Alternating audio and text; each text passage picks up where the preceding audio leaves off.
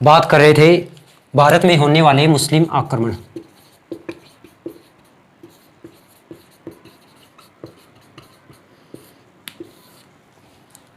अरबों के आक्रमण की बात की जा चुकी थी और इसके बाद महमूद गजनवी और मोहम्मद गोरी इनके आक्रमण भारत में होते हैं और भारत में इन्हीं के आक्रमण के कारण मुगल वंश की स्थापना होती है, जो कि चलता है 1707 ईस्वी तक उत्तर मुगल काल। उसके बाद शुरू हो जाता है 1707 से 1757 तक का काल है, वो उत्तर मुगल काल है, उसकी भी बात करेंगे। तो मध्यकालीन भारत का एक महत्वपूर्ण टॉपिक है मुस्लिम आक्रमण। अब मुस्लिम कौन थे, पहले इसकी बात करें तो वह जो इस्लाम में आस्था रखते हैं, इस्लाम में आस्था रखने वाले लोग मुस्लिम कहलाते हैं। और इस्लाम कौन है इसके बारे में भी बात करें। इस्लाम एक अरबी भाषा का शब्द है और इस अरबी भाषा के इस्लाम शब्द का अर्थ होता है कि खुद को ईश्वर की राह में आत्मसमर्पित कर देना, यानी ईश्वर की राह में आत्मसमर्पण करना। और इसके बाद केवल एक ईश्वर की ही आस्था रखना। और मूलतः अगर बात करें तो इस्लाम एकेश्वरवादी धर्म है। इस्लाम के संस्थापक थे हजरत मोहम्मद, जिनका जन्म होता है 1570 ईस्वी में और 632 ईस्वी यानी कुल 62 वर्ष तक अपना कार्य किया था। हजरत मोहम्मद ने इस्लाम धर्म की स्थापना की थी। 1570 ईस्वी में इनका जन्म हुआ था और इनके पिता का नाम था अब्दुल्ला, माता का नाम था अमीना। जन्म से पहले ही पिता अब्दुल्ला की मृत्यु हो गई और 6 वर्ष बाद अमीना की मृत्यु हो गई, तो इनका पालन पोषण इनके चाचा के द्वारा किया गया। हजरत मोहम्मद इस्लाम धर्म के संस्थापक थे और इनका जन्म हुआ था 570 ईस्वी में मक्का में। 622 ईस्वी तक ये मक्का में रहे और 622 ईस्वी में इन्होंने मक्का से पलायन किया और मदीना चले गए। और 622 की मक्का से मदीना की इसी यात्रा को कहा जाता है हिजरत। और हिजरी संवत की शुरुआत भी इसी 622 ईस्वी में हुई थी। फिक्स अगर डेट पूछ ले तो 20 जून 622 ईस्वी को हिजरी संवत की शुरुआत होती है। यह तो था थोड़ा सा इस्लाम के बारे में परिचय।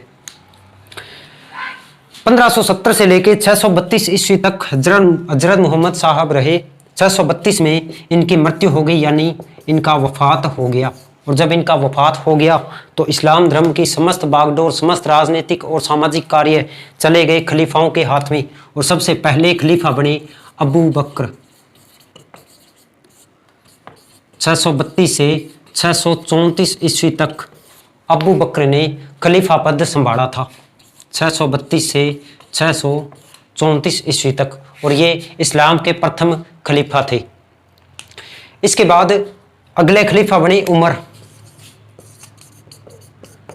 634 में खलीफा बने थे और 644 ईस्वी तक खलीफा के पद पर उमर रहे थे।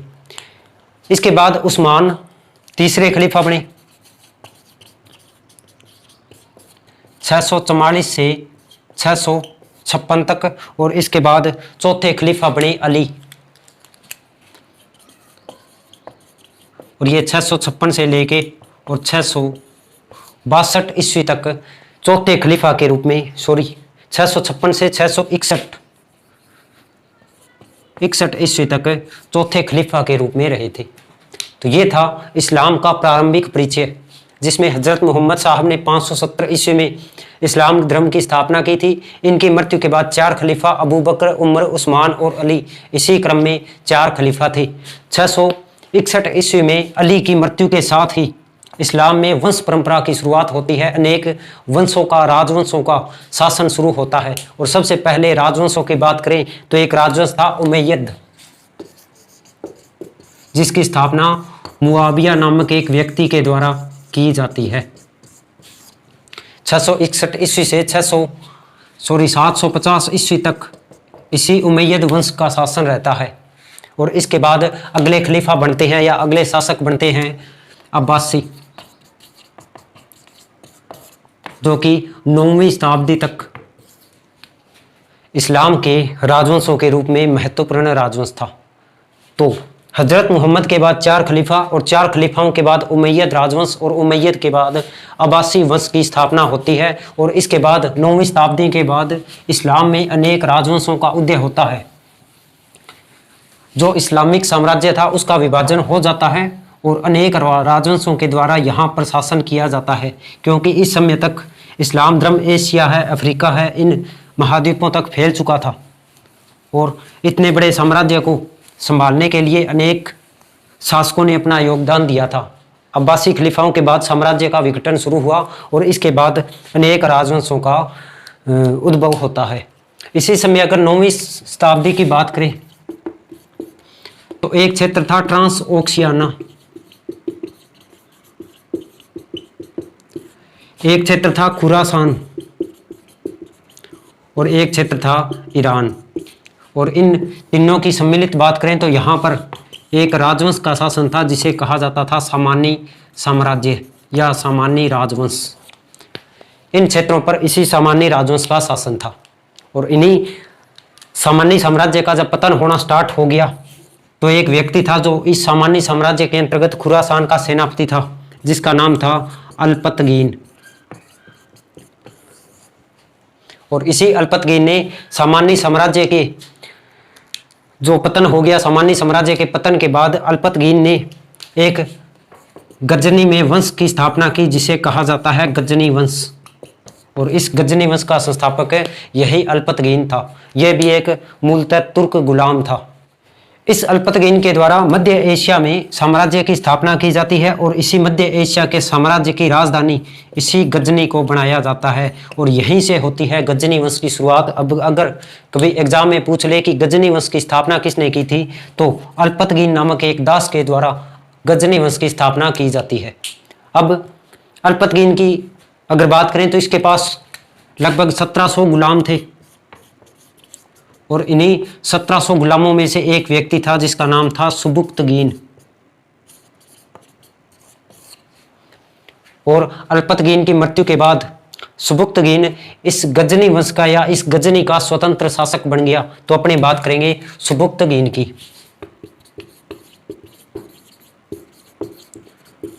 और इसका शासन था गजनी क्षेत्र में यानी मध्य एशिया में। अब सुबुक्तगीन का शासन था।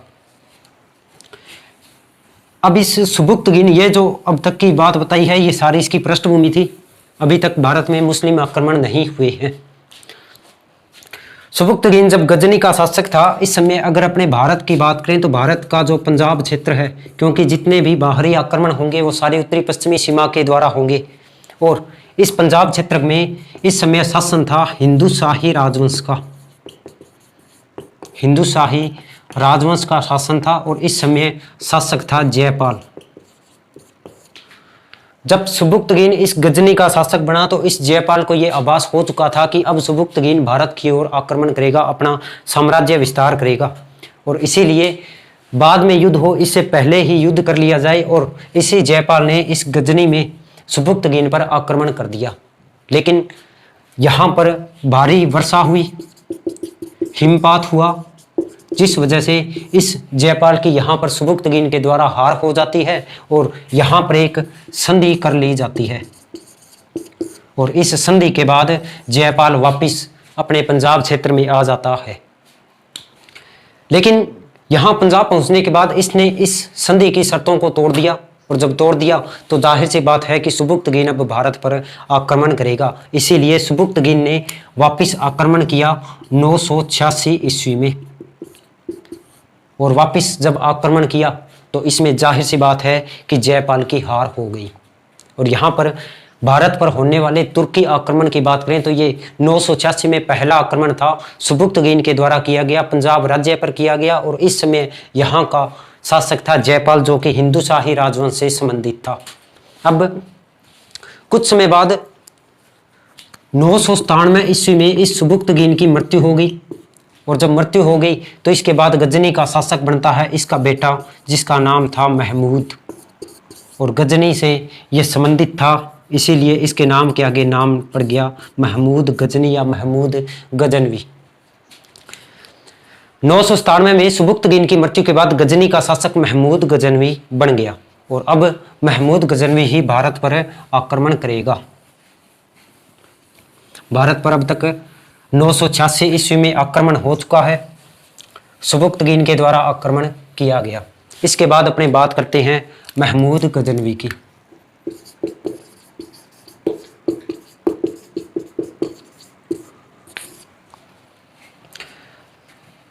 997 ईस्वी में महमूद गजनवी गजनी का शासक बनता है, यानी मध्य एशिया का शासक बनता है।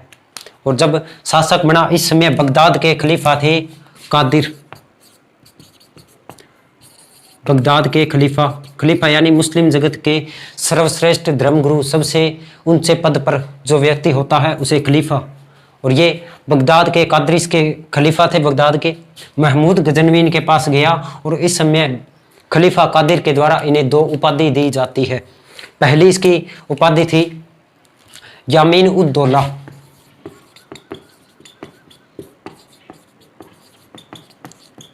खलीफा कादिर के द्वारा यामीन उल दौला की उपाधि दी गई और दूसरी उपाधि थी अमीन उल मिल्ला।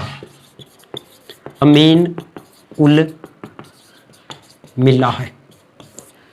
इसके अलावा यह भी कहा जाता है कि महमूद वह पहला व्यक्ति था जिसने सुल्तान की उपाधि धारण की, क्योंकि अगर भारत में भी बात करें तो 1526 ईस्वी तक जितने भी मुस्लिम शासकों के द्वारा शासन किया जाता है तो वो अब तक सुल्तान की उपाधि ही धारण करेंगे। बाबर ही सबसे पहले बादशाह की उपाधि धारण करेगा, लेकिन सुल्तान की उपाधि महमूद गजनवी ने सबसे पहले धारण की थी।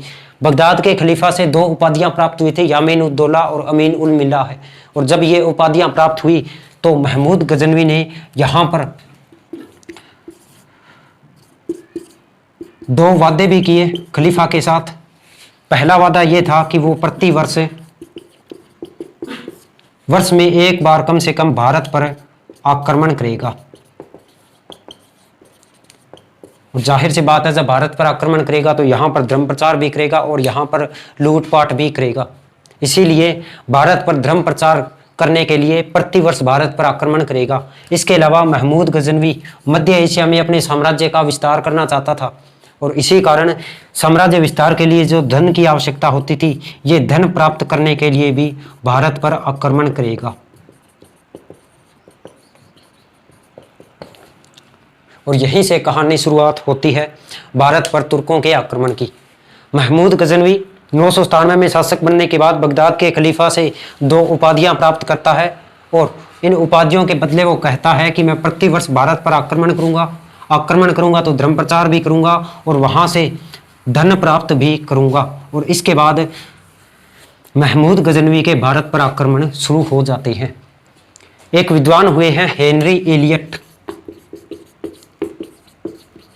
और हेनरी एलियट के अनुसार महमूद गजनवी ने भारत पर 1000 ईस्वी से लेके 1026 ईस्वी तक कुल 17 बार आक्रमण किए हैं। और अगर कभी एग्जाम में पूछ ले कि किसके अनुसार कुल 17 बार आक्रमण किए थे, तो हेनरी एलियट के अनुसार कुल 17 बार आक्रमण किए गए थे। इसके बाद अपने सारे 17 के 17 आक्रमण नहीं पढ़ने हैं, मुख्य जो 2-4 आक्रमण है, 5-7 आक्रमण है, वो अपने जरूर पढ़ेंगे। जैसे पहले आक्रमण की बात करें तो ये होता है 1000 ईस्वी में और भारत के सीमावर्ती क्षेत्रों पर यह आक्रमण किया जाता है। और सीमावर्ती क्षेत्रों पर जब आक्रमण किया था तो इसे कोई विशेष सफलता भी नहीं मिली थी। दूसरा आक्रमण किया जाता है 1001 और 1002 ईस्वी के मध्य, और यह भी सीमावर्ती क्षेत्रों पर किया गया। इस समय यह आक्रमण किया जाता है जयपाल, और जयपाल की इस समय राजधानी थी वेहिंद। वेहिंद को ही कहा जाता है उदय भांडपुर। इस वेहिंद पर आक्रमण किया गया। जयपाल इस हार को सहन नहीं कर पाया और जयपाल ने यहां पर आत्महत्या कर ली। तो यह था महमूद गजनवी का दूसरा आक्रमण। इसके बाद सीधे चलते हैं 1008 ईस्वी पर। 1008 ईस्वी में नगरकोट मंदिर पर आक्रमण किया गया। और जब मंदिरों पर आक्रमण होगा तो जाहिर सी बात है मूर्तियों को तोड़ा जाएगा और मंदिरों की समस्त जो, क्योंकि उस समय भारत में धार्मिक और आर्थिक क्रियाकलापों के केंद्र मंदिर ही थे। मंदिरों में बहुत सारा सोना चांदी होता था और इन आक्रमणकारियों ने मंदिरों पर आक्रमण करके वहां की मूर्तियों को नष्ट भ्रष्ट किया, मंदिरों को तोड़ा गया और यहां से सारा का सारा धन लूटा था। तो 1008 ईस्वी में नगरकोट मंदिर पर आक्रमण किया गया। इसके बाद 1012 और 13 ईस्वी में आक्रमण किया जाता है थानेश्वर पर, और इस समय यहां पर चक्रपालित महाराज की जो मंदिर है, इस मंदिर पर आक्रमण किया जाता है। तो ये थानेश्वर के चक्रपालित मंदिर पर आक्रमण किया जाता है, चक्र स्वामी मंदिर पर, चक्र स्वामी मंदिर पर आक्रमण किया जाता है 1012 और 1013 ईस्वी में। इसके बाद 1018 ईस्वी में आक्रमण किया जाता है कन्नौज पर।